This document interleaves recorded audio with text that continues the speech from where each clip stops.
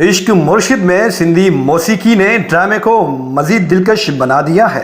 عشق مرشد کی 21 میں شبرا اور فضل بخش کی موجودگی میں سیف سمیجو کی سندھی موسیقی تو ہی جا سپنا سے آپ خود تجربہ کر سکتے ہیں۔ عشق مرشد کی سحر انگیز دنیا میں کرداروں کی کاسٹ اور ان کی دل فریب مہم جوئی دیکھنے والوں کو مسحور کر دیتی ہے۔ اگرچہ بلال عباس خان کی فضل بخش کی تصویر کشی ایک مینارہ گاہ بن گئی ہے جس نے ایک بڑی تعداد میں سامعین کو اپنی طرف متوجہ کیا ہے۔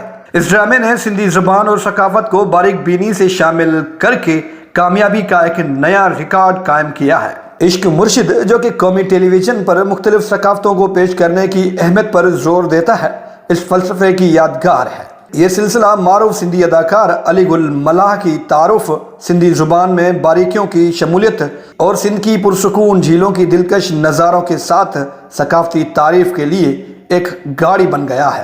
فاروق رند کی ماہرانہ ہدایت کاری میں سندھی موسیقی اپنی خوبصورتی کا مظاہرہ کرنے کے ساتھ ساتھ زیادہ مشہور ہوئی ہے۔ 21 میں جو سکینہ کی شادی کے پس منظر میں ہوا، سیف سمیجو نے سعید امداد حسینی کی ایک نظم تو ہی جا سپنا کی دل فریب پرفارمنس دی۔ اردو سب ٹائٹلز کے اضافے سے گانے کی رسائی میں اضافہ ہوا، جس سے زیادہ لوگ اس کی روح کو سراہنا ممکن بنا۔ اس ایپیسوڈ نے حقیقی طور پر اپنے ناظرین کو شبرا کی غیر معمولی خوبصورتی اور فضل بخش کی دلکشی کے درمیان فرق سے مسحور کر دیا ہے۔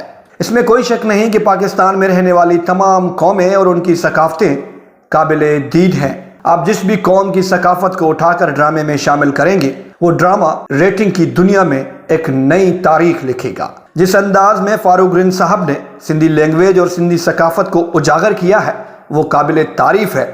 سندھی قوم فاروق رند کی ان کاوشوں کو کبھی نہیں بھولے گی۔